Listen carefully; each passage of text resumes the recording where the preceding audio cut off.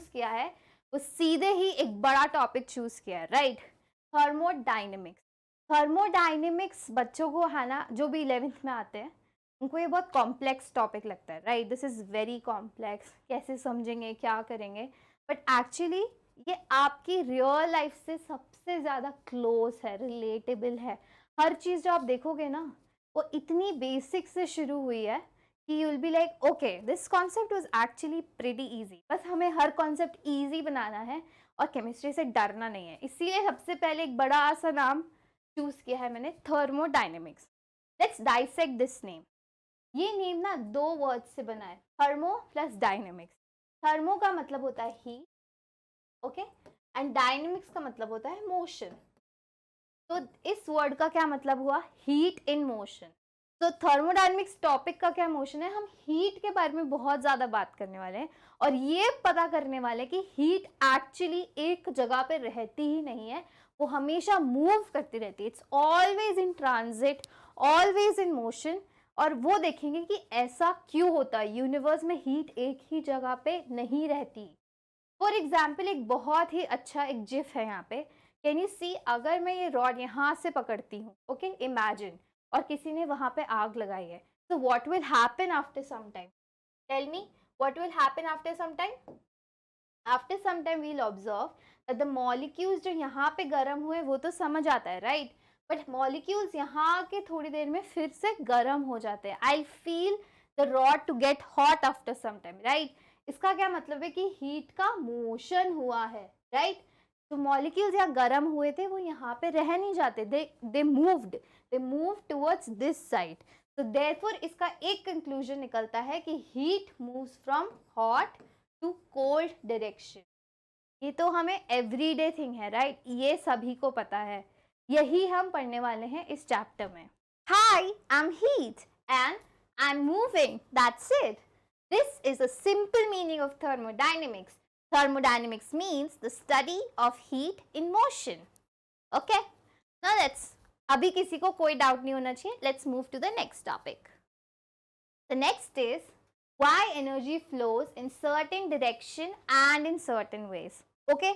ये आपके दिमाग में आना चाहिए कि हीट हॉट से कोल्ड की तरफ ही क्यों नहीं गई, कोल्ड से हॉट की तरफ क्यों नहीं आई। The basic example of that is एक गर्म कप का कॉफी आपके हाथ में पकड़ा हुआ है, right? So what will you feel? You will feel hot in your hands. Why? क्योंकि उस गर्म कप की हीट बाहर जा रही है, राइट? और ये गर्म कप अगर मैं बाहर किसी टेबल पे रख देती हूँ, फॉर एग्जाम्पल आपके रूम में कोई टेबल होगा, उस पर गर्म कप ऑफ कॉफी रखा है, तो what will happen after some time? कि वो कप थोड़ी देर में ठंडा हो जाएगा। तो एवरीडे ऑब्जर्वेशन है, राइट? क्योंकि हीट कप से बाहर गई। अभी यही कप कोल्ड कॉफी का होता तो क्या होता, वो कप गर्म हो जाता थोड़ी देर में। क्यों? क्योंकि बाहर की हीट अंदर गई। इट मीन्स बाहर ज्यादा गर्मी थी, बाहर ज्यादा हॉटनेस थी, इसलिए वो कोल्ड कॉफी की तरफ गई। That's why the cup became hot, right? So heat का direction is always one, from hot to cold. जैसे कि कैंडल में यहाँ पे क्या लगाई, आग, ओके, इस रॉड पे लगाई, थोड़ी देर में ये साइड भी गर्म हो जाएगी। अभी हमने देखा क्यों कि heat is always moving from hot to cold. Okay, these are the certain example. अब आइस क्यों मेल्ट हो जाती है? क्योंकि बाहर का टेम्परेचर ज्यादा होता है, तो heat flows inside this ice, right? So everyday examples he thermodynamics के हैं। Thermodynamics means what? हीट की स्टडी करना। हीट की क्या स्टडी है? Heat always moves from hot to cold, doesn't stay in at one place, always is moving. So now मैंने बहुत heat करा. So what is actually and exactly heat and what is temperature physically measuring, right? अभी heat है, कोई चीज गर्म है, वो हमें कैसे पता चलती है? उसके टेम्परेचर से पता चलती है, राइट? तो what is actually temperature? Let's dig into it. अभी जो भी मेरा वीडियो देख रहे हैं ना, अभी मैं चाहती हूँ कि सब बच्चे अपने हाथ रब करें ऐसे करके। What will you feel? सब अपने हाथ रब करो ऐसे ऐसे करके। Now what do you feel? Comment down below. What do you feel? क्या हो रहा है आपके हाथों से? हीट जनरेट हो रही है? गर्म हुए आपके हाथ थोड़े से, राइट? ऐसे ही हम सर्दियों में अपने आप को गर्म रखते हैं, राइट? ऐसे हाथ रब करके, बिकॉज उससे हीट जनरेट हो रही है, हमारे हाथ गर्म हो रहे हैं, राइट? सो वही है थर्मोडायनेमिक्स। क्या हो रहा है? जब मैंने इसे रब किया तो मेरे हाथ भी में मॉलिक्यूल्स है, सो मॉलिक्यूल्स की जो काइनेटिक एनर्जी होती है ना, दैट इंक्रीजेस.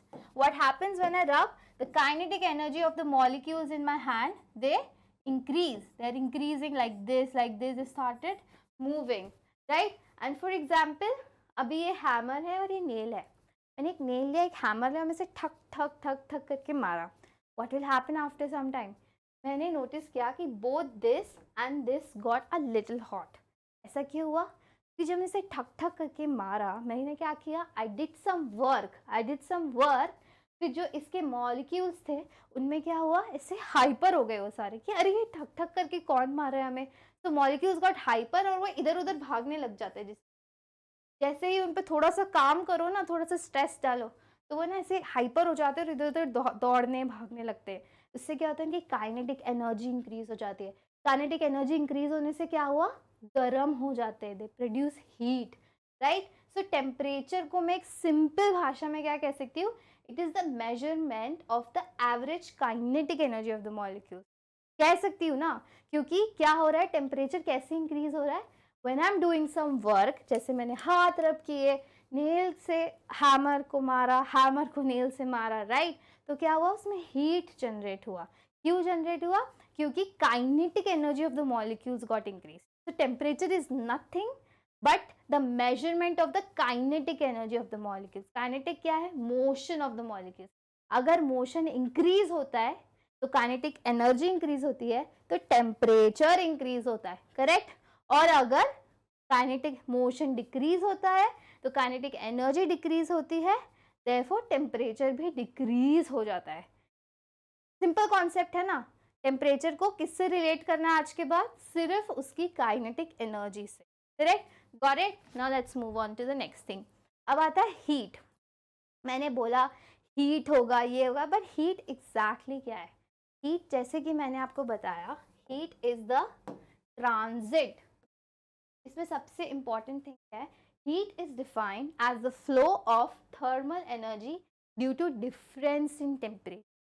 इसमें नोट करने वाली ये बात है, difference in temperature. Okay, heat कैसे फ्लो करती है, whenever there is a difference in temperature. For example, अगर कोई 5 डिग्री पे कुछ है and then there is an object at 15 degree, तो हीट कैसे फ्लो करेगी, from higher temperature to the lower temperature. तो हायर 15 है तो वो ऐसे फ्लो करेगी, राइट. अभी एग्जाम्पल लेती हूँ मैं एक और. एक है -1 डिग्री सेल्सियस पे एक ऑब्जेक्ट और एक ऑब्जेक्ट है -10 degree Celsius. Now tell me, अभी हीट का फ्लो होगा, इसमें से कोई भी ऑब्जेक्ट गर्म है कोई भी ऑब्जेक्ट नहीं है. आप बोलोगे मैम ये एक तो दोनों ही माइनस डिग्रीज पे, तो गर्म कैसे हो सकते, they have no heat, they are at the temperature even below the temperature of ice.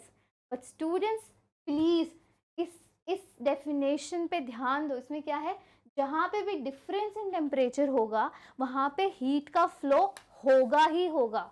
Okay, सो इसमें अभी कौन सा हॉट है, in between these two temperature, which is the higher temperature, obviously -1 degree Celsius, right. so heat का flow होगा -1 to -10. even though दोनों ही negative temperature है, but फिर भी इनमें क्या है, डिफरेंस है, इसीलिए हीट का flow will happen, right. Always remember this. और जो हीट का फ्लो होगा, अब बोलते हैं कि मैम ये होगा कब तक, मतलब ये हीट का फ्लो ही करती रहेगी, कहीं पे तो एंड करेगी. यस करेगी. क्या होता है, जो हमारा गर्म कॉफ़ी कप हम लेके आते हैं वो थोड़ी देर में ठंडा हो जाता है, पर एकदम 0 डिग्री पे तो नहीं चला जाता ना, एक मीडियम टेम्परेचर पे आता है. वो कौन सा टेम्परेचर होता है, जो आपके एनवायरनमेंट का, जो एयर का टेम्परेचर है. अगर आपका उस दिन का टेम्परेचर 25 डिग्री सेल्सियस है तो कप भी 25 डिग्री सेल्सियस पे आएगा, उसके बाद नो हीट एक्सचेंज. तो देयरफॉर ये दोनों क्या करते हैं, कॉन्ट्रैक्ट साइन करते हैं कि हम एक बीच के टेम्परेचर पे आ जाएंगे. तो बीच का क्या टेम्परेचर है, इन दोनों का एवरेज है बीच का टेम्परेचर.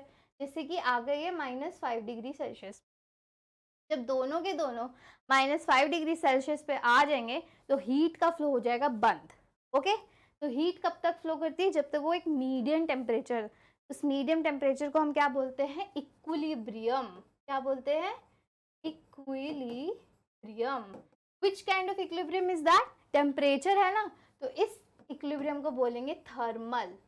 ओके, ऐसा ही सेम आपके कॉफ़ी कप के साथ होता है, बिकॉज़ बाहर का टेम्परेचर 25 है, तो आपका कॉफ़ी कप ठंडा होके अगर वो 50 पे था फॉर एग्ज़ाम्पल, तो वो ठंडा होके 25 पे आ जाएगा, 25 डिग्री पे आ जाएगा और आपके एनवायरनमेंट के इक्विलिब्रियम बना लेगा।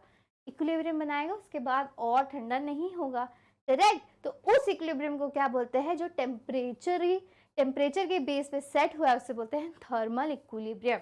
आई होप अभी तक जो दो कॉन्सेप्ट है वो एकदम क्लियर हो गए होंगे। क्या कॉन्सेप्ट था? टेम्परेचर में काइनेटिक एनर्जी आई थी, जैसे जैसे काइनेटिक एनर्जी इंक्रीज हुई वैसे वैसे टेम्परेचर इंक्रीज हुआ, करेक्ट? हीट क्या है? डिफरेंस इन टेम्परेचर से ट्रांजिट। अब I introduce two more terms क्या है? जैसे कि आप देख रहे हो कि जो कॉफ़ी का गर्म कप आपकी टेबल पे रखा है वो अपने आप क्या हो रहा है? ठंडा हो रहा है ना? आइस जो है वो अपने आप मेल्ट हो रही है, राइट? जो मैंने वो जो रॉड का एग्जाम्पल लिया था, यहाँ पे मैंने आग लगाई थी, राइट? तो यहाँ की अपने आप गर्म हो रही थी, है ना? ऐसे ट्रैवल करके अपने आप गर्म हो रही थी। तो मैंने अभी तक सबसे ज़्यादा वर्ड कौन सा यूज़ किया इन सारे जो भी एवरीडे प्रोसेसेस होते हैं, सबसे ज़्यादा वर्ड एक यूज़ किया है, कैन यू टेल मी? सबसे ज़्यादा मैंने एक वर्ड यूज़ किया जिसका नाम है अपने आप, है ना? किया है ना मैंने? अपने आप। ये अपने आप का मतलब इन केमिस्ट्री को हम बोलते हैं spontaneous. What do we say that? We call it spontaneous. So जो भी प्रोसेसेस हमारे एनवायरनमेंट में, अर्थ में, यूनिवर्स में अपने आप होते हैं, स्पॉन्टेनियसली होते हैं, जिसमें मुझे कोई मेहनत नहीं करनी पड़ती। फॉर एग्जाम्पल एक बलून है मेरे पास, इमेजिन करो मैं बलून को कब तक उसमें हवा भर सकती हूँ, जब तक मुझे उस बलून को फुलाना है फॉर एग्जाम्पल। तो मैं जितनी देर हवा भरूंगी उतना ही फूलेगा। कम मैंने से 2 बार 2 पंप्स दिए अगर, तो वो थोड़ा सा फूलेगा, 4 दे तो और ज़्यादा फूलेगा। तो मैं जितना काम कर रही हूँ ना, जितना मैं वर्क कर रही हूँ वो उतना ही इन्फ्लेट हो रहा है, राइट? बट अगर मुझे उस बलून से हवा निकालनी है, उसे डिफ्लेट करना है, तो एक ट्रिक देंगी मैं, सारी हवा निकल जाएगी। तो स्पॉन्टेनियस क्या हुआ? स्पॉन्टेनियस हुआ हवा निकलना, हवा भरना तो नॉन स्पॉन्टेनियस, क्योंकि मैंने जितना वर्क किया उतनी ही हवा भरी उसमें, राइट? तो जो भी प्रोसेसेस अपने आप हो जाते हैं उनको बोलते हैं स्पॉन्टेनियस, और जिनको मुझे काम करना पड़ता है हर बार जितना मैं काम करूंगी उतना ही होगा, तो बोलते हैं नॉन स्पॉन्टेनियस प्रोसेसेस। तभी तक 4 टर्म्स आपके दिमाग में एकदम बैठ जानी चाहिए। ये छोटी छोटी टर्म्स से ही मिलके बना है थर्मोडायनेमिक्स के बेसिक्स। ये लेक्चर ना इतना इम्पॉर्टेंट है क्योंकि ना आपको बस चिल होके बैठना है अभी लेक्चर के बीच में, ठीक है? अभी कोई मुझे कॉपी पेन नहीं चाहिए, बस सुनो मुझे बैठ के। थोड़े थोड़े कॉन्सेप्ट्स हैं, ये कॉन्सेप्ट बिल्ड करेंगे, उसके बाद हम कॉपी पेन लेके बैठेंगे और फिर हमें लगेगा अरे ये तो मुझे मालूम है, right? So this class is very and extremely important, just remember that.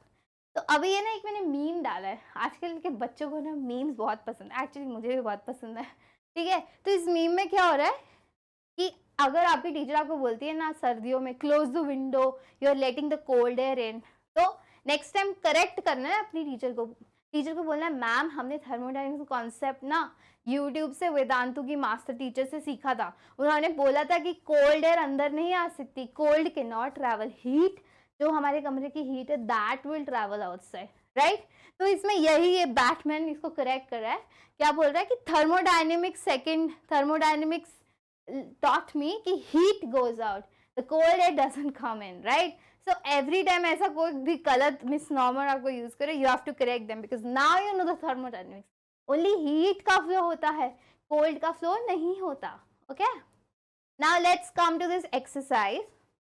So fill in the blanks, okay? Let's do it. Are you guys ready?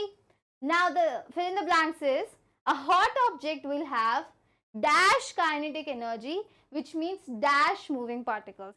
Okay, तो एक हॉट ऑब्जेक्ट के पास ज्यादा काइनेटिक एनर्जी होती है कि कम काइनेटिक एनर्जी होती है, ये बताना है, which means dash moving particles. अब स्लो मूविंग पार्टिकल्स है कि फास्ट मूविंग पार्टिकल्स है? I want everybody to comment down below अगर आपको ये कॉन्सेप्ट समझ आया, और एक का भी गलत नहीं होना चाहिए, मैं सच्ची बता रही हूँ, सबको कॉमेंट करना है इसमें। अभी मैंने इतने अच्छे से कॉन्सेप्ट बताया पूरा अपना 10 मिनट लेके, ठीक है? ऐसा ही सेकंड ब्लैंक है, अ कोल्ड ऑब्जेक्ट की ज्यादा काइनेटिक होती है एनर्जी या कम काइनेटिक एनर्जी होती है, which means dash moving particle, slow और फास्ट, ठीक है? इसमें क्या क्या भरना है आपको? मैं पहले ही हिंट दे देती हूँ, इसमें रखना है विल हैव मोर और लेस, ओके। इसमें होगा फास्ट और स्लो, इन दोनों ऑप्शंस में से चूज करना है and comment down below. Now we come to the next interesting concept of thermodynamics. Actually ना ये मैं आपको ऑलरेडी बता चुकी हूँ, ठीक है। थर्मोडायनेमिक्स में ना बहुत सारी टर्म्स आती हैं, ठीक है। मैं पहले ही बता रही हूँ, इतनी टर्म्स आएंगी, 4 तो हमने कर ली, spontaneous, non spontaneous, heat and temperature, बहुत सारी टर्म्स आएंगी। पर वो जो टर्म्स है ना एकदम बेसिक है, बस उनको नाम दे दिया तो ऐसा लगता है कि ओ माय गॉड ये क्या आ गया, बट आपको डरना तो है ही नहीं, क्योंकि हर चीज बेसिक से करनी है रिलेट, अपने आप से रिलेट करनी है। अब नेक्स्ट आ जाता है इंटरनल एनर्जी।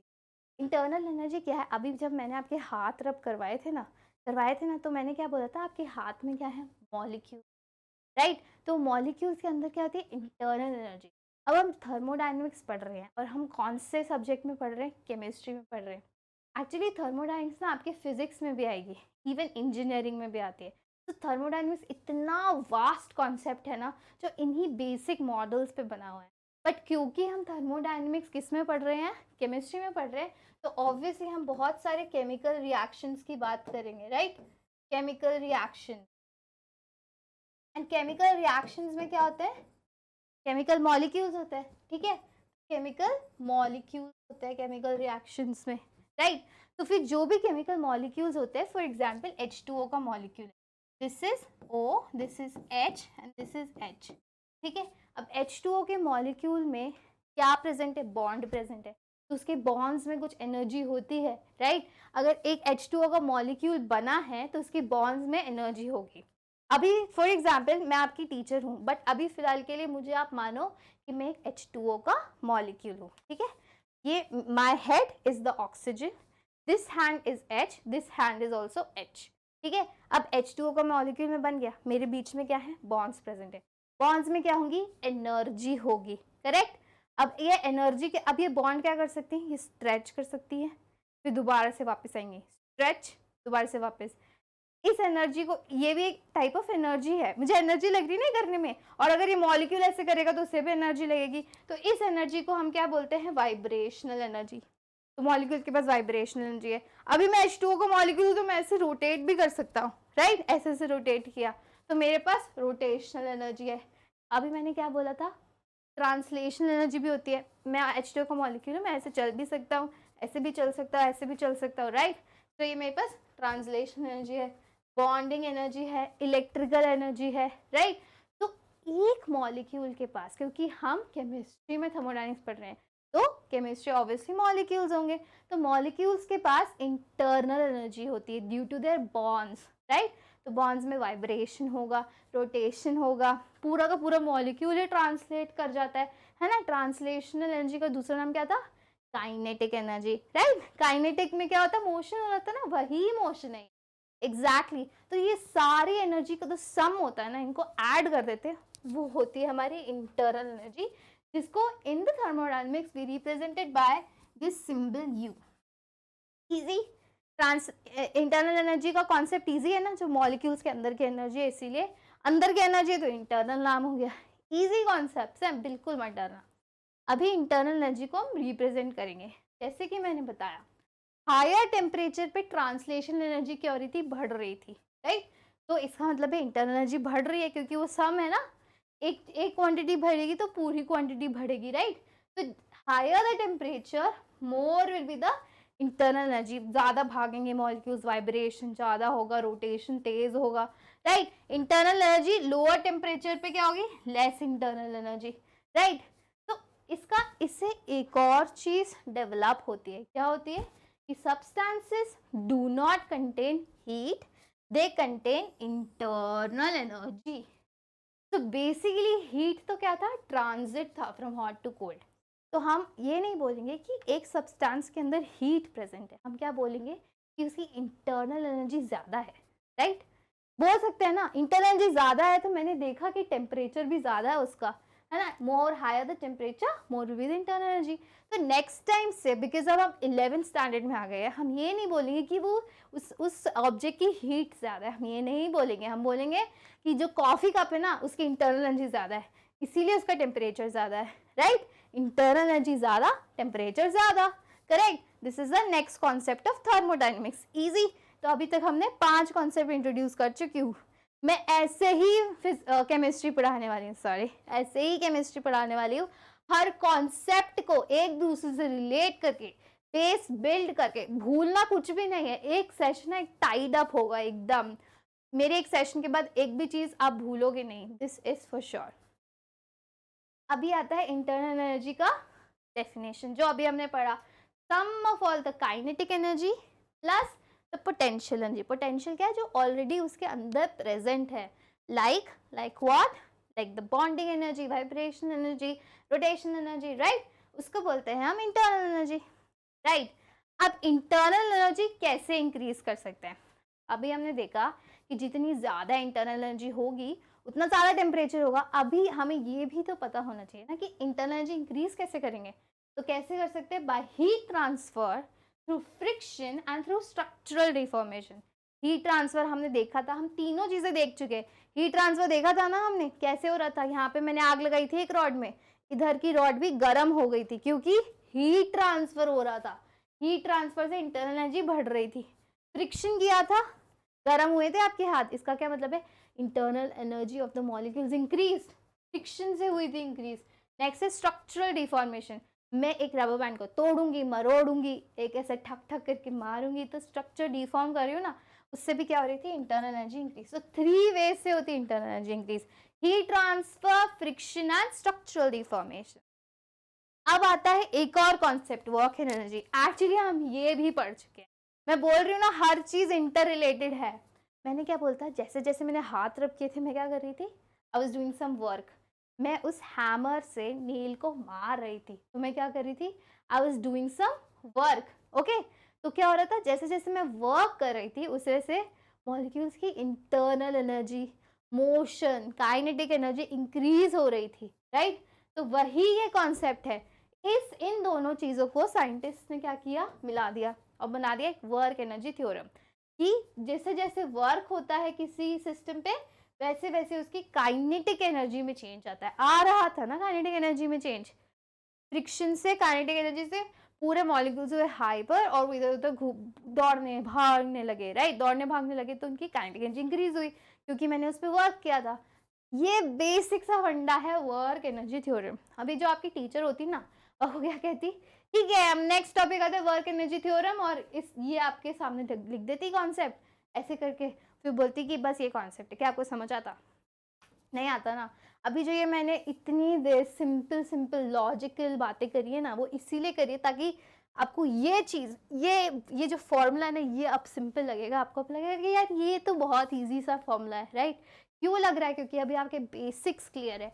वो सिंपल छोटे लॉजिक्स ना इतने इंपॉर्टेंट होते हैं कि वो इतनी बड़ी चीज़ आपको इजीली समझा पाए। अब आपको ना याद करने की ज़रूरत नहीं है वर्क एनर्जी थ्योरम। आपको मालूम है कि मैंने वर्क किया था तो इंटरनल एनर्जी बढ़ी थी, काइनेटिक एनर्जी बढ़ी थी। इसीलिए आई नो कि जो वर्क का टोटल होता है, अगर मैं किसी चीज़ पे काम करूँगी तो उसकी काइनेटिक एनर्जी में चेंज आएगा। Delta represent what? Delta represent change, correct? ये एक मैथमेटिकल सिंबल है फॉर चेंज, राइट? अब मैं थर्मोडायनेमिक्स से रियल डेफिनेशन आपको बताती हूँ। इतने सारे कॉन्सेप्ट्स बिल्ड हो गए ना, अब मैं बता सकती हूँ कि थर्मोडायनेमिक्स क्या है। Study of heat and temperature and their relation to work and energy, है ना? हीट, टेम्परेचर, वर्क, एनर्जी, ये 4 टर्म्स हमने अभी अच्छे से पढ़ी है। और ये इस डेफिनेशन में अब मुझे कोई भी बच्चा नहीं चाहिए कि जिसको थोड़ी सी भी प्रॉब्लम हो, करेक्ट? इतना इजी कॉन्सेप्ट है। हीट और टेम्परेचर को किससे रिलेट करेंगे हम? वर्क एंड एनर्जी से। वही है थर्मोडायनेमिक्स पूरा चैप्टर। इस पूरे चैप्टर में हम यही करने वाले, ठीक है? नेक्स्ट आता है macroscopic system and macroscopic properties. अभी ये भी क्या है? थर्मोडायनेमिक सिस्टम को एक्सप्लेन करने का टर्मिनोलॉजीज है कुछ जो हम यूज करते हैं, बट बेसिक इनका इजी है। क्या बेसिक है? Macroscopic system. सिस्टम क्या होता है? सबसे पहले हम ये देखें। हम जब भी थर्मोडायनेमिक्स में बात करेंगे ना, तो हम क्या बात करेंगे? एक कमरे की, या फिर एक बॉटल ले ली मैंने, एक बॉटल की, मैं के सामने एक बॉटल ले, ये बॉटल है, ये बॉटल लिया मैंने, तो इसका अब अगर इसको मैं ऑब्जर्व करूंगी थर्मोडायनेमिकली की, तो ये एक सिस्टम हो गया। ये कमरा, एक्चुअली ना सिस्टम एक और चीज़ है जो कि मैं हूँ। जो कि आप होंगे, ठीक है, जो कि आपके रूम में पड़े हुए प्लांट्स, आपके गार्डन में ट्रीज, राइट, वो सब क्या है, थर्मोडायनेमिक सिस्टम, कुछ भी हो सकता है। बट आपने एक बात ऑब्जर्व करी, मैंने एक बड़ी बड़ी चीजें ली है, लाइक एक बॉटल, एक कमरा, मैं खुद या आप खुद, तो दीज मैक्रोस्कोपिक, मैक्रो का मतलब क्या होता है, बड़ा, तो मैक्रोस्कोपिक सिस्टम हम थर्मोडायनेमिक्स में कंसिडर करते हैं। इसका क्या मतलब है, जिनमें large number of chemical species present होते हैं, large number of atoms, ions, molecules present है, वही होगा थर्मोडायनेमिक मैक्रोस्कोपिक सिस्टम।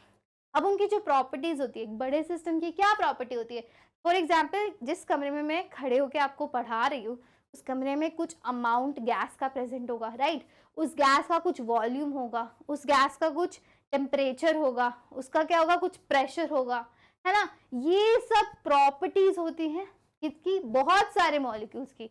एक एक मॉलिक्यूल का वॉल्यूम तो नहीं होता, एक मॉलिक्यूल का टेम्परेचर तो नहीं होता, हम बहुत सारे मॉलिक्यूल्स को लेते हैं, राइट, सो वो बहुत सारे मैक्रोस्कोपिक में जब हम लेते हैं उन प्रॉपर्टीज को बोलते हैं macroscopic properties.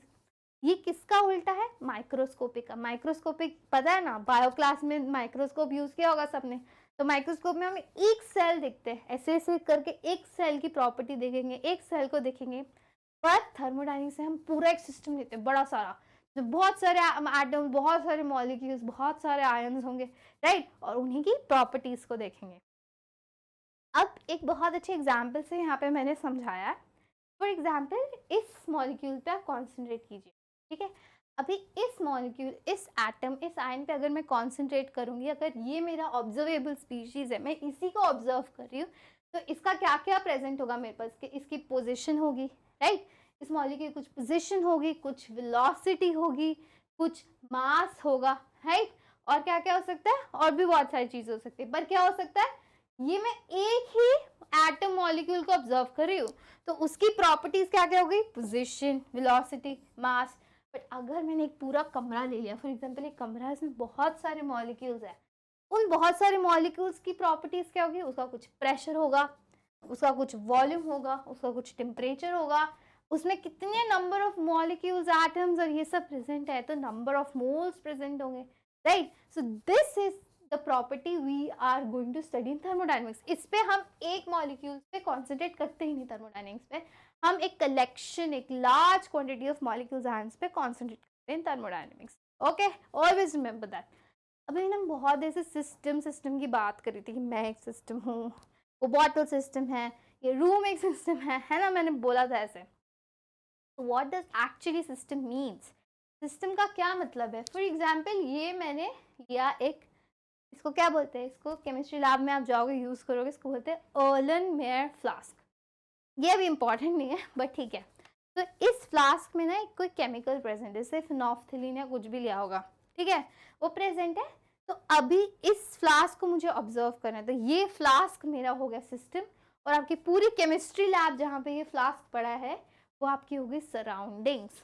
Okay, and system plus surroundings मिलके क्या बनाती है, सिस्टम प्लस सराउंडिंग मिलके आपका बनाती है यूनिवर्स। क्या बनाती है, यूनिवर्स।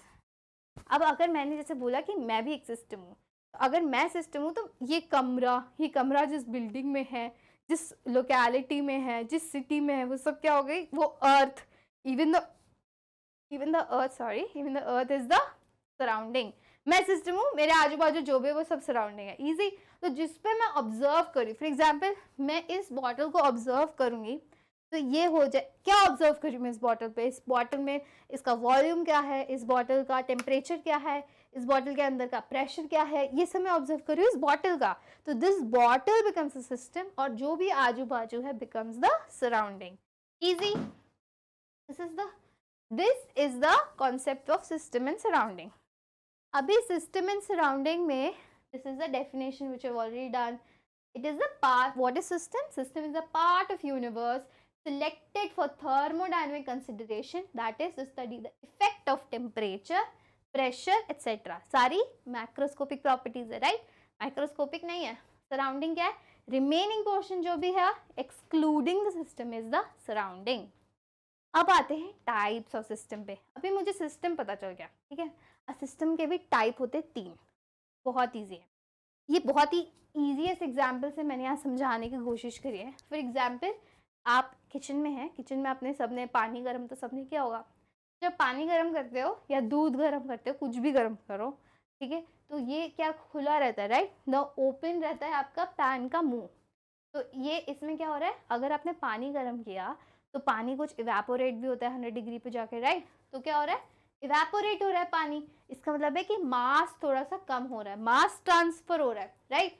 तो ओपन सिस्टम में एनर्जी एंड मास दोनों ट्रांसफर होते हैं। एनर्जी का क्या मतलब है, नीचे से आपने गैस लगाई है तो उस गैस की हीट तो जा रही है ना। तो एनर्जी का मतलब इन थर्मोडायनेमिक्स दो होता है, एक तो हीट हो गया जो मुझे एक बारी में समझ आ गया, दूसरा होता है वर्क, ठीक है। या तो ये दोनों साथ में भी हो सकते हैं या अलग अलग भी हो सकते हैं, वर्क भी हो सकता है और हीट भी हो सकता है, राइट। अभी वर्क का एग्जाम्पल मैं बताऊंगी, बट पहले हीट समझिए आपको इसमें दिख रहा है हीट ट्रांसफर हो रहा है और मास ट्रांसफर भी हो रहा है, तो ये ओपन सिस्टम हो, राइट। क्लोज सिस्टम क्या, मैंने उसी पानी पे ढक्कन लगा दिया, ठीक है, अभी हीट ट्रांसफर तो हो रहा है, नीचे से गर्म होगा पानी, पर पानी बाहर उड़ के नहीं जाएगा क्योंकि उसको ढक दिया। तो क्योंकि मास ट्रांसफर नहीं हो रहा, सिर्फ एनर्जी ट्रांसफर हो रहा है, एनर्जी ट्रांसफर हो रहा है, तो वो होगा क्लोज सिस्टम। अभी एक थर्मस बॉटल तो सबने देखी होगी ना, जिसमें चाय गरम लेके जाती है मम्मी, तो वो गरम की गरम रहती है, ठंडा पानी डालोगे तो ठंडा का ठंडा रहता है, राइट, क्योंकि हीट एक्सचेंज नहीं हो रहा, हीट और एनर्जी एक्सचेंज नहीं हो रहा, नीदर मास, वो भी बंद है, ऊपर से मास भी एक्सचेंज नहीं हो रहा। तो ये कौन सा सिस्टम होता है, आइसोलेटेड। तो जिसमें दोनों का ही ट्रांसफर नहीं होता, एनर्जी एंड मास, उसको हम बोलते हैं आइसोलेटेड सिस्टम। अभी मैंने बोला हीट, तुम बोलोगे मैम हीट का तो समझ आ गया, वर्क क्या बोल रहे हैं, कि एनर्जी में दो चीज़ें इंक्लूडेड हैं, हीट एंड वर्क। तो वर्क से क्या मतलब है, फॉर एग्जाम्पल ये मैंने एक कुछ भी बीकर लिया, ठीक है, बीकर में मैंने एक पिस्टन लगा दिया, ठीक है, ये पिस्टन क्या होता है, इसको मैं नीचे भी ले जा सकती हूँ और इसको ऐसे ऊपर भी ले जा सकती हूँ, ऐसे ऐसे करके नीचे गया, ऐसे ऐसे करके ऊपर आया, ठीक है।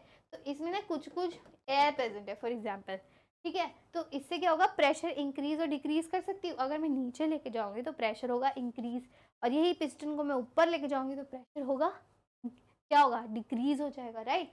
ऐसे होगा इंक्रीज, ऐसे होगा डिक्रीज। तो क्या हो रहा है, मैं वर्क कर रही हूँ, ये पिस्टन से क्या कर रही हूँ, मैं वर्क कर रही हूँ, राइट। तो फिर ये जो पिस्टन है, इवन दो, अगर ये एक और कॉन्सेप्ट है, दूसरा क्या कॉन्सेप्ट है, क्योंकि यहाँ पे हीट का क्या हो रहा था, ट्रांसफर, तो ऐसी वॉल्स को हम क्या बोलते हैं, जो हीट का ट्रांसफर होने देती हैं, एनर्जी का transfer, actually not heat, energy का ट्रांसफर होने देती है, ऐसी वॉल्स को हम बोलते हैं diathermic walls. What do this से, diathermic walls, okay.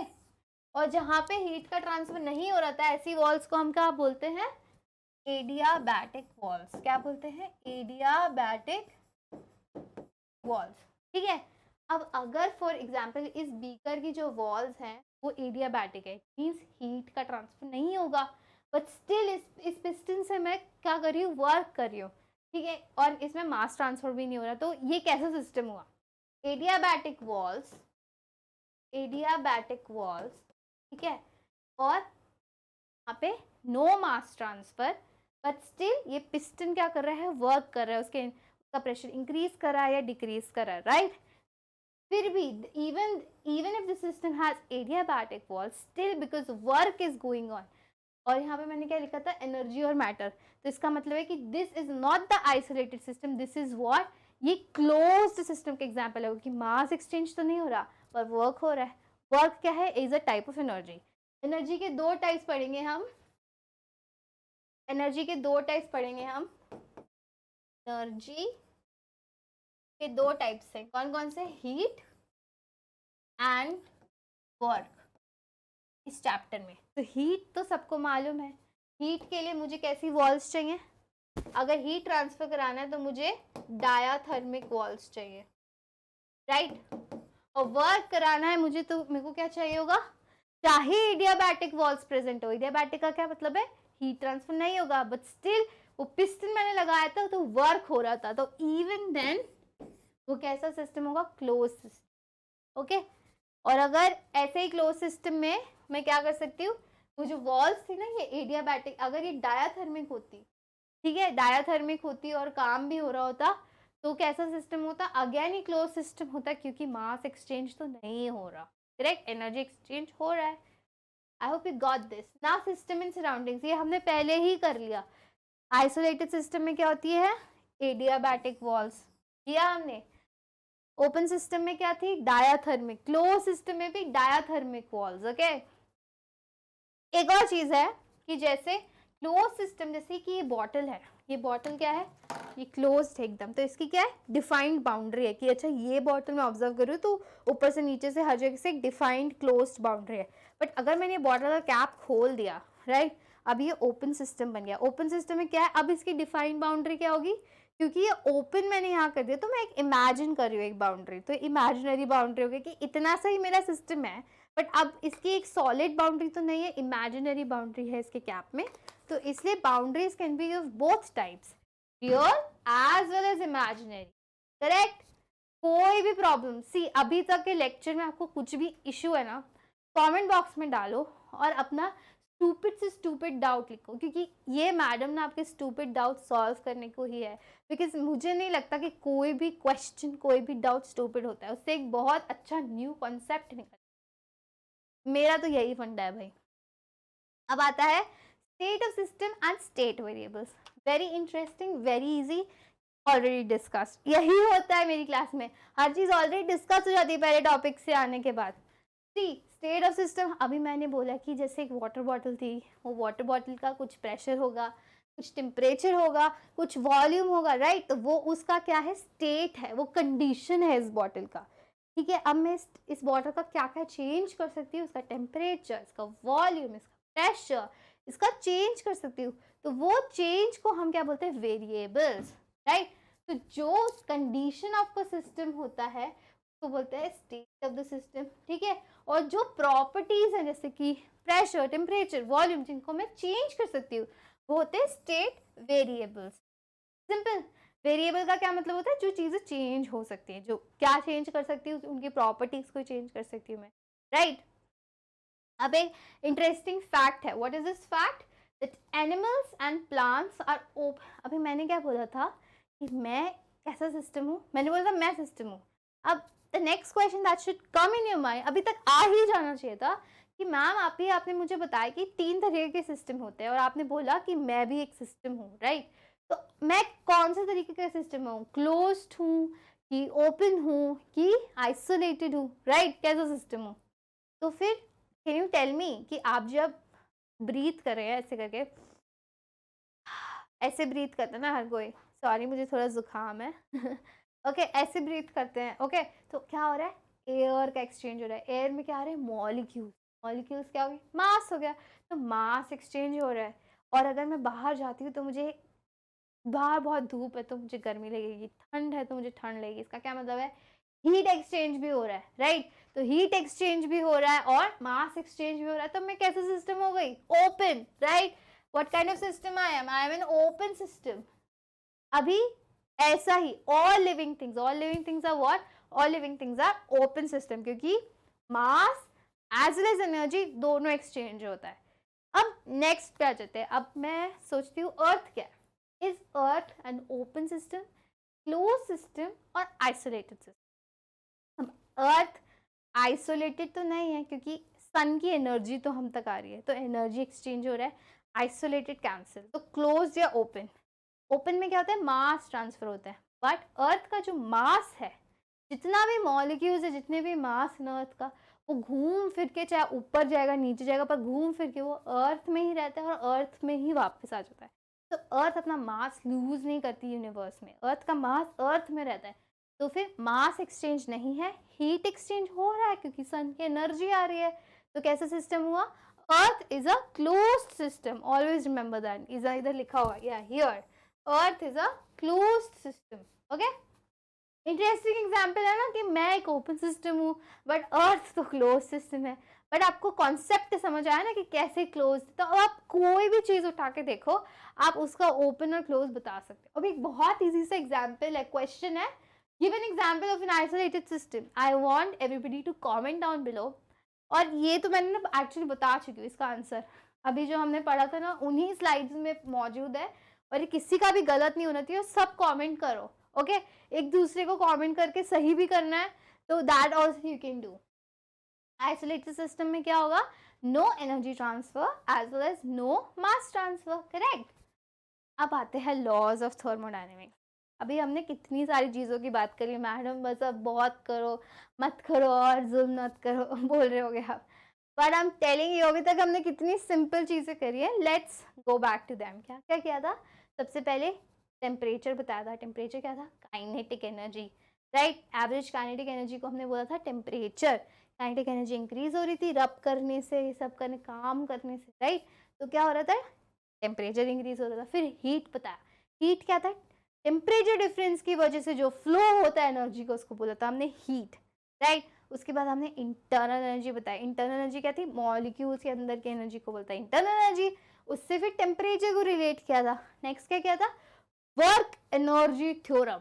Work energy theorem जो इतनी बड़ी चीज लगती है, ऐसे चुटकियों में समझा दी, ऐसे चुटकियों में समझ ली। कैसे कि अगर जैसे जैसे मैं वर्क कर रही थी, अपने हाथ रब कर रही थी, हैमर से नेल को मार रही थी, जितना वर्क कर रही थी, तो मैंने देखा कि मॉलिक्यूल्स की काइनेटिक एनर्जी में डिफरेंस आया, काइनेटिक एनर्जी चेंज हुई। तो that is the simple work energy theorem.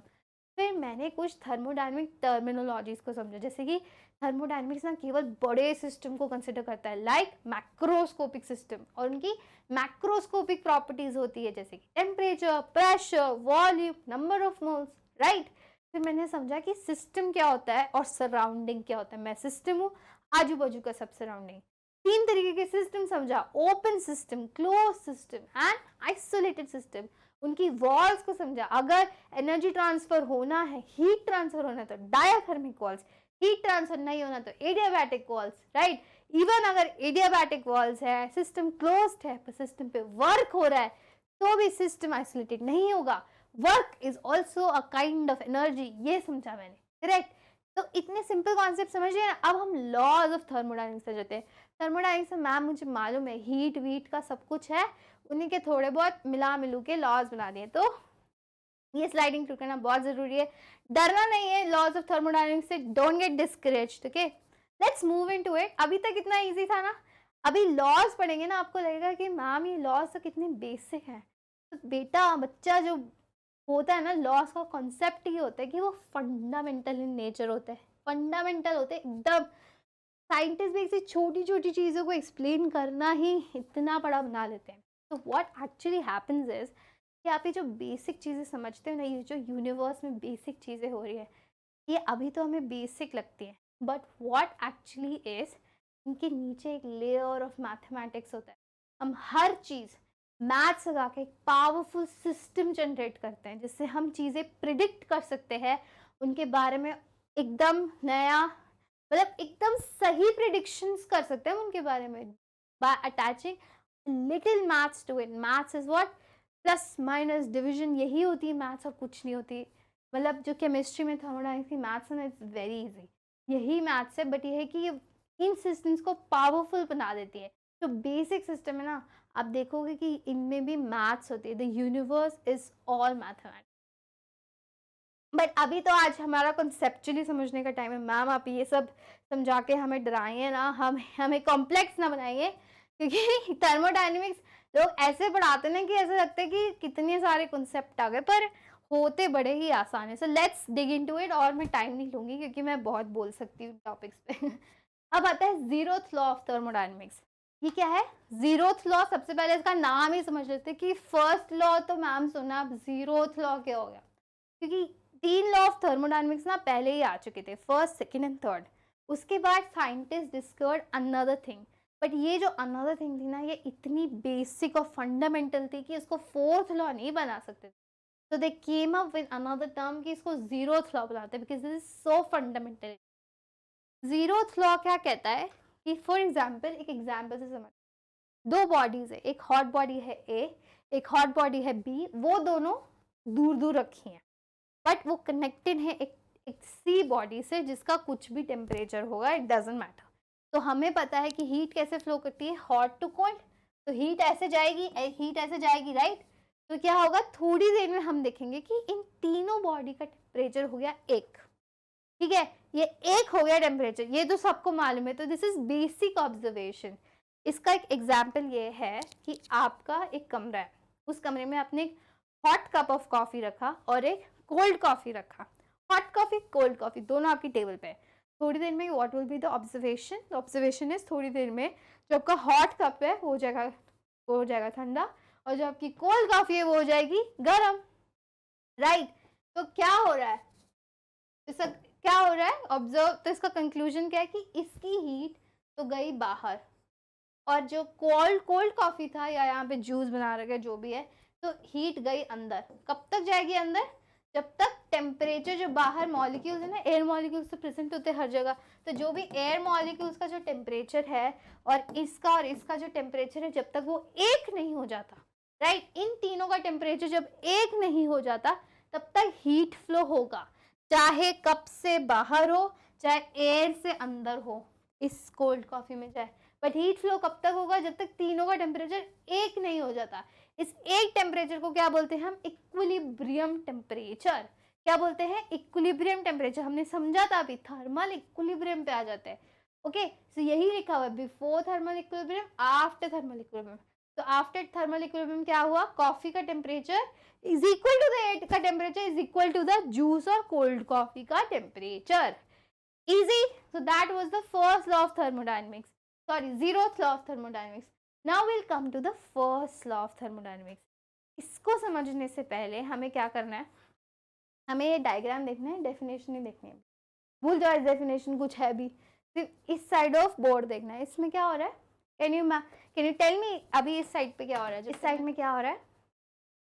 सन की एनर्जी केमिकल एनर्जी में बदल रही है, केमिकल एनर्जी इलेक्ट्रिसिटी में बदल रही है, और है एनर्जी का कन्वर्जन हो रहा है। What is happening? एनर्जी का conversion is happening from one form to another form to another form to another form. The first law is essentially talks about what? Conservation of energy, जो हम बचपन से पढ़ते आ रहे हैं, 8th स्टैंडर्ड से पढ़ते आ रहे हो गए आप, कि energy is always conserved, energy can neither be created nor be destroyed, right, it is always conserved. इसका मीनिंग क्या है? एनर्जी इंटर कन्वर्टेबल होती है। सोलर एनर्जी आई, प्लांट्स ने उसको केमिकल एनर्जी में कन्वर्ट किया, केमिकल एनर्जी से इलेक्ट्रिसिटी बना, इलेक्ट्रिसिटी से गाड़ी चली तो काइनेटिक एनर्जी बना, इलेक्ट्रिसिटी से टीवी चला तो लाइट एंड साउंड बना, इलेक्ट्रिसिटी से लाइट चली तो लाइट एनर्जी बना, राइट। तो क्या हो रहा है? एनर्जी का इंटर कन्वर्जन हो रहा है, right. So first law states exactly that energy can neither be created nor be destroyed, but only transformation of one form to another can happen.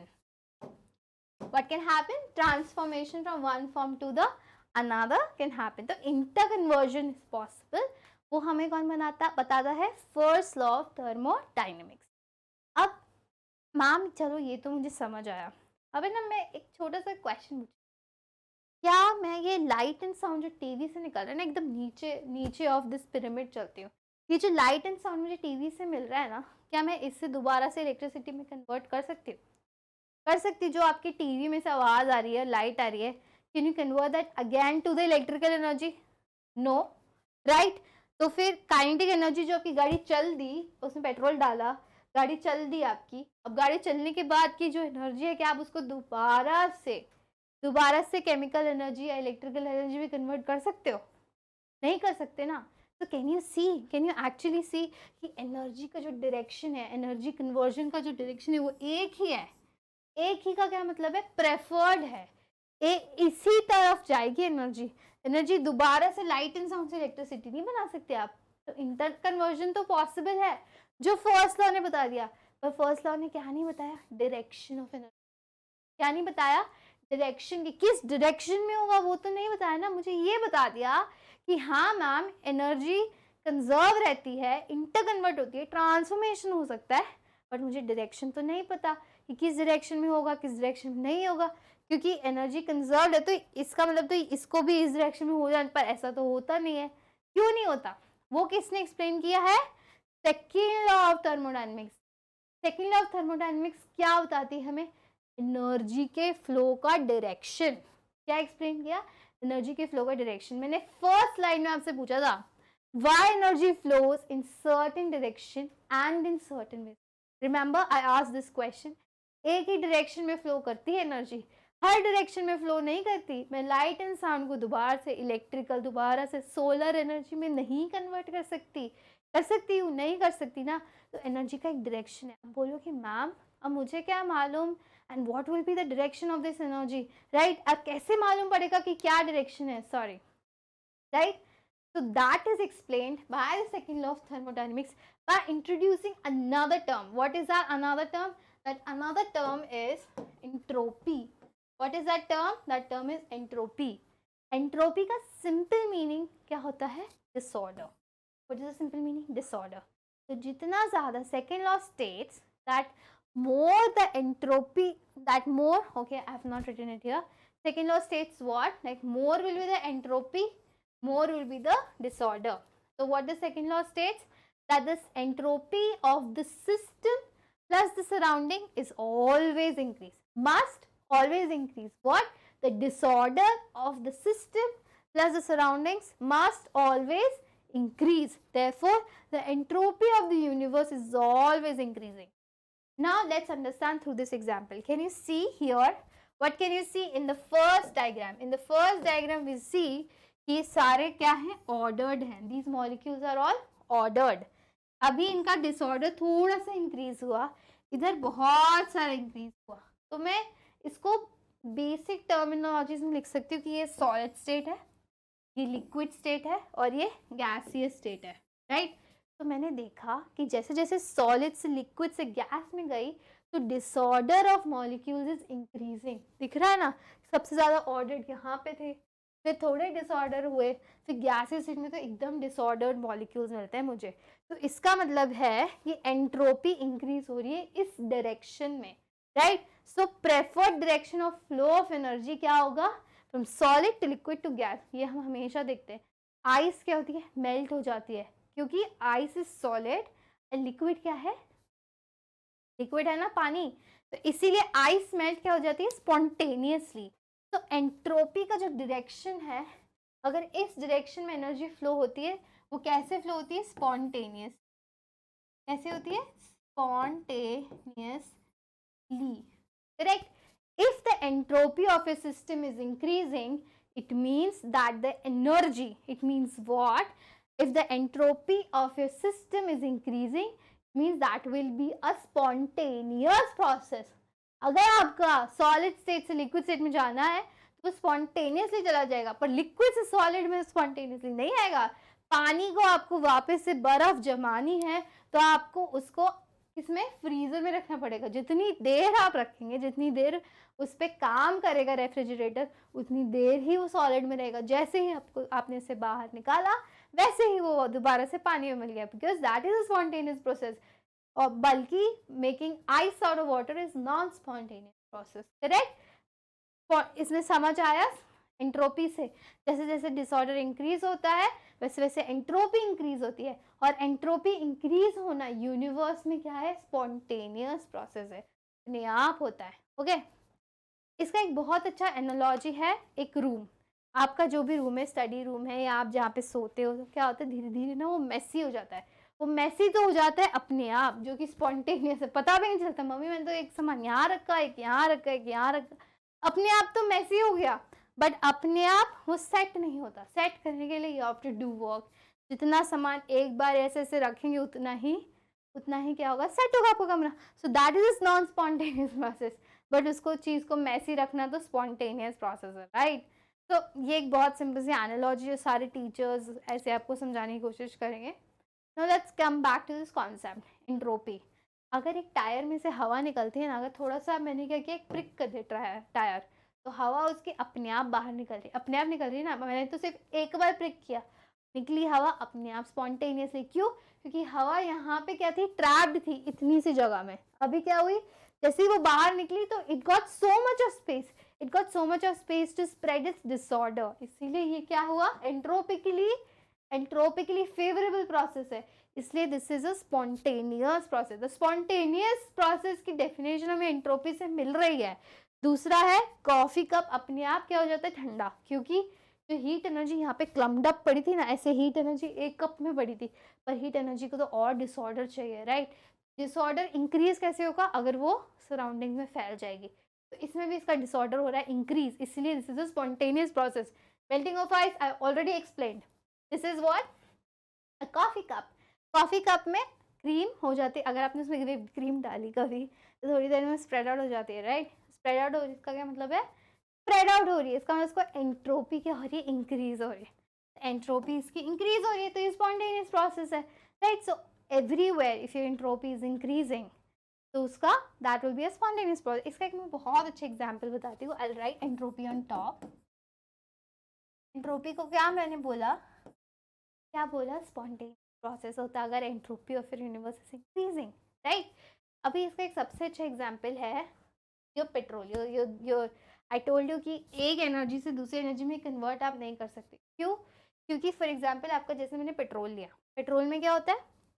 ओ ये मेरे बाल बना रहे हैं, this see when I am doing this. Okay, I am so sorry. तो entropy में क्या होता है? फॉर एग्जांपल आपका जो व्हीकल है, जैसे कि आपकी स्कूटी या आपकी बाइक या आपका कार, वो किस में चलता है? वो आपका पेट्रोल ऑयल पे चलता है। तो पेट्रोल ऑयल में मोस्टली क्या होता है? कार्बन प्रेजेंट होता है, राइट? तो कार्बन प्लस ऑक्सीजन, जैसे कि ये लिक्विड स्टेट में आपका कार्बन प्लस ऑक्सीजन, कंबशन होता है उसका। कंबशन किस प्रेजेंस में होता है? ऑक्सीजन के प्रेजेंस हमेशा, राइट? सो कुछ भी आपका पेट्रोल डीजल, इसमें कार्बन होगा जो कि लिक्विड स्टेट में होता है, और उससे क्या बनता है आपका? Carbon dioxide plus water droplet, ये बनता है, ये बनता है। तो ये कैसी है? ये गैस है, ये भी गैस है, वाटर वेपर की फॉर्म में निकलेगा आपका दिस, ठीक है? तो क्या हो रहा है? लिक्विड से गैसेस की तरफ कन्वर्ट हो रहा है, तो दिस इज एंट्रोपिकली फेवरेबल प्रोसेस।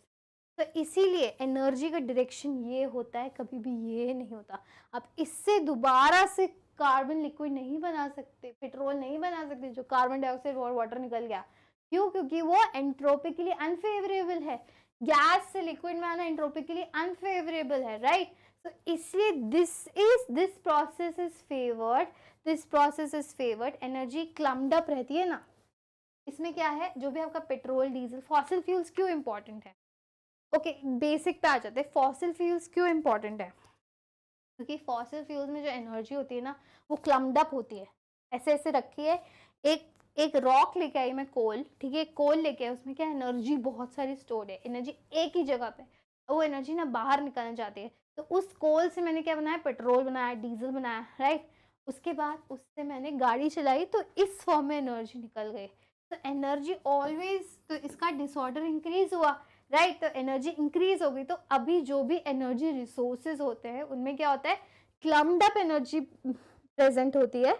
उस क्लम्ड अप एनर्जी को डिसऑर्डर इंक्रीज करते हैं हम, कैसे? यूज करके। So that clumped up energy is actually useful energy, और जैसे ही उसका डिसऑर्डर इंक्रीज हो जाता है तो वो नॉन यूजफुल, अनयूजफुल एनर्जी है। this cannot be used as energy, only this clumped up energy is useful. So in the end what will happen is all the fossil fuels जिनमें energy clumped up है उनकी entropy कम है, right? Entropy कम है, entropy वो चाहते हैं कि हमारी एंट्रोपी इंक्रीज हो जाए, तो वो खत्म कैसे होंगे? क्योंकि हम उनको यूज करके उनकी एंट्रोपी इंक्रीज कर रहे हैं, फिर वो नॉन यूजफुल फॉर्म में कन्वर्ट हो जाएंगी, राइट? तो this is a definition of entropy. तो एंट्रोपी को मैं एक इस सिंपल भाषा में क्या बोल सकती हूँ? More energy dispersal is equals to more entropy. समझ आया? उसमें क्या हो रहा था? एनर्जी डिस्पर्स कर रही थी ना मैं। कैसे एनर्जी डिस्पर्स करी मैंने? बताओ। कोल, ऑयल, इन सब में क्या था? कार्बन प्रेजेंट था। कंबशन करा ऑक्सीजन से, किस में प्रेजेंट हुए? लिक्विड से गैसियस स्टेट में कन्वर्ट हो गए, तो क्या हो रहा है? एनर्जी डिस्पर्सल हो रहा है। एनर्जी डिस्पर्सल से मोर एंट्रोपी आ रही है, right? I hope you understood this concept. अगली बार कोई एंट्रोपी पूछेगा ना, तो सीधे दिमाग में आना चाहिए कि हाँ मैम, एंट्रोपी हमारी यूनिवर्स में हमेशा इंक्रीज ही होती है, करेक्ट? और इतने सारे प्रोसेसेस जो भी आजू बाजू होते हैं वो सब एंट्रोपिकली फेवरेबल है। एंट्रोपी इंक्रीज होगी तो वो स्पॉन्टेनियस प्रोसेस होंगे, वही प्रोसेस होंगे, और उसी ही डायरेक्शन में एनर्जी फ्लो होगा। किस डायरेक्शन में होगा? जो एंट्रोपिकली फेवरेबल है, लिक्विड से गैसियस में है, वो प्रोसेस होगा, दूसरे प्रोसेसेस नहीं होंगे। This is the second law of thermodynamics, very interesting, very catchy, it should be catchy for now. ये भी एंट्रोपी की एक एक्सप्लेनेशन है। ऑर्डर्ड पार्टिकल्स, डिसऑर्डर में मोर डिसऑर्डर्ड पार्टिकल्स, राइट। यही है कि एक ग्लास ऑफ वाटर है और एक ग्लास में बहुत सारे आइस क्यूब रखे हैं, अब कौन से ज्यादा मोर डिसऑर्डर्ड है, राइट। तो till even now this particle is more disordered than this, क्योंकि आइस क्यूब में तो क्रिस्टल्स होते हैं ना, तो वो तो ऑर्डर्ड है, बट इसमें मोर डिसऑर्डर है क्योंकि ये लिक्विड मॉलिक्यूल, करेक्ट। तो एंट्रोपी क्या है, हमने अभी तक क्या क्या सीखा, जीरोथ लॉ। जीरोथ लॉ में क्या था कि temperature of the surroundings and the temperature of the body after a point becomes equal. Why? Because उनमें thermodynamic equilibrium आ जाता है। First law हमने क्या सीखा, energy is always conserved and it is always transforming from one form to another. But first law ने क्या नहीं बताया, first law ने नहीं बताया direction of flow, direction of conversion नहीं बताया, एक ही डायरेक्शन में क्यों एनर्जी का फ्लो होता है, वो किसने बताया, सेकेंड लॉ ने। सेकेंड लॉ ने क्या बताया कि एक ही डायरेक्शन में होता है एनर्जी का फ्लो, राइट। सेकेंड लॉ ने बताया कि जहाँ पे एंट्रोपी इंक्रीज होती है, जैसे जैसे एंट्रोपी डिसऑर्डर इंक्रीज हो रहा है मॉलिक्यूल्स का, उसी डायरेक्शन में एनर्जी का फ्लो होगा, वही प्रोसेसेस स्पॉन्टेनियस होंगे, correct. Many spontaneous processes were explained due to entropy. अब आता है third law of thermodynamics. Third law of thermodynamics क्या कहता है, value of entropy of a completely pure crystalline substance is zero at absolute zero temperature. It means what? कि जो solid crystals हमने देखे थे ना, उनमें भी थोड़ा थोड़ा डिसऑर्डर प्रेजेंट होता है, एकदम ऑर्डर्ड इस दुनिया में कुछ भी नहीं होता। तो कब पूरा ऑर्डर आ सकता है, when the temperature is 0 Kelvin and the entropy, only then when the temperature is 0 Kelvin, only then the entropy will be low, and this is an ideal situation. So this doesn't happen. 0 Kelvin achieve करना is near to impossible. आज तक I don't think anybody could achieve that. 0 Kelvin achieve ही नहीं होता, तो entropy zero तभी theoretical concept है कि entropy zero एक सिस्टम की कब होगी। जीरो मीन्स कि वो सबसे ज्यादा ऑर्डर्ड स्टेट में, जीरो का क्या मतलब है, ऑर्डर्ड स्टेट में सबसे ज्यादा कब होगा, at 0 Kelvin temperature. This is the third law of thermodynamics. This is an ideal case scenario. ऐसा होता नहीं है इन एवरीडे रियल लाइफ, हर चीज में थोड़ा थोड़ा डिसऑर्डर प्रेजेंट होता है, बिकॉज 0 केल्विन पे होते ही नहीं है। 0 kelvin is almost impossible to achieve at least. So this was the session for today. तो आज हमने बहुत बेसिक कॉन्सेप्ट समझे। क्या क्या समझे, सबसे पहले temperature, heat, spontaneous processes, non spontaneous processes, what else was there, हमने इंटरनल एनर्जी समझा, काइनेटिक एनर्जी समझा, और क्या समझा, वर्क एनर्जी थ्योरम समझा, राइट। फिर प्रॉपर्टीज की बात करी कि थर्मोडायनेमिक्स में हम सिर्फ बड़े सिस्टम्स लेंगे तो मैक्रोस्कोपिक सिस्टम, बड़े सिस्टम की प्रॉपर्टीज भी बड़ी होंगी तो मैक्रोस्कोपिक प्रॉपर्टीज। फिर हमने समझा कि सिस्टम क्या होता है, सराउंडिंग क्या होता है, ठीक है। फिर हमने क्या समझा, फिर हमने समझा कि ठीक है, सिस्टम सराउंडिंग पता चल गया। सिस्टम किस तरीके के होते हैं, ओपन होते हैं, क्लोज होते हैं, आइसोलेटेड होते हैं। तो हमने समझा एनर्जी भी दो टाइप्स की होती है, तो कौन सी, हीट एंड वर्क, हम दो एनर्जीज लेके चलेंगे इन थर्मोडायनेमिक्स। फिर हम लॉज ऑफ थर्मोडायनेमिक्स में आ गए। हमें पता है जीरोथ लॉ में क्या था, टेम्परेचर की बात हो रही थी, राइट। टेम्परेचर का क्या होता है कि टेम्परेचर इक्विलिब्रियम में रह सकता है। Two bodies are at different temperature but they're connected to a third body, then after some time all the three bodies will have the same temperature. So it talks about thermal equilibrium, correct? कि एक coffee का cup कब तक ठंडा होगा, जब तक वो कमरे के टेम्परेचर के हिसाब से नहीं हो जाता। If the temperature of your room is 25, after some time your coffee cup will also be at the temperature of 25 degrees Celsius because due to zeroth law. Why? Because of thermal equilibrium. Concept है, law तो क्या है, everyday चीजों को describe कर रहा है, that's it. First law क्या था, फर्स्ट लॉ कहता है कि energy is always conserved. What does it से, क्योंकि inter conversion of energy possible है। क्या बोलता है फर्स्ट लॉ, तो फर्स्ट लॉ ने क्या नहीं बताया किस डायरेक्शन में एनर्जी फ्लो होती है, वो किसने बताया, सेकेंड लॉ ने। सेकेंड लॉ ने क्या बताया कि एनर्जी उसी डायरेक्शन में फ्लो करती है जहाँ पे उसकी एंट्रोपी इंक्रीज होती है। अगर मॉलिक्यूल्स का डिसऑर्डर इंक्रीज हो रहा है तो क्या होता है, डिसऑर्डर इंक्रीज हो रहा है, इसका मतलब है कि एंट्रोपी इंक्रीज हो रही है, इसका मतलब है उसी डायरेक्शन में फ्लो करेगी एनर्जी। थर्ड लॉ क्या बोलता है, only those are pure crystalline substances when the entropy is zero, and when is it zero, at 0 Kelvin. This is a ideal case scenario, but this is the definition of third law of thermodynamics. I hope आज का lesson आपको समझ आया होगा, मजा आया होगा। और आज तो हमने सिर्फ कॉन्सेप्ट्स की बात करी, कुछ भी कॉन्सेप्ट अनक्लियर है please comment down below, and if you liked this session please like, share with your friends and subscribe to my channel. And if you want to see more videos like this, कोई concept नहीं समझ आया या कोई concept समझना है, teacher ने अच्छे से नहीं बताया, तो वो भी आप कमेंट कीजिए, मैं आपको ऐसे ही बेसिक से लेके बढ़ाऊंगी और बिल्कुल हम एक भी चीज़ नहीं छोड़ेंगे। हर चीज़ ईजी है केमिस्ट्री में, chemistry is like the easiest subject, I'm telling you, it's the most easy subject ever. So thank you guys, bye bye, have a rocking day। और एक एनर्जी पैकेट की तरह अपनी लाइट एनर्जी सब फैलाओ and be the photon in your life. Okay, bye bye.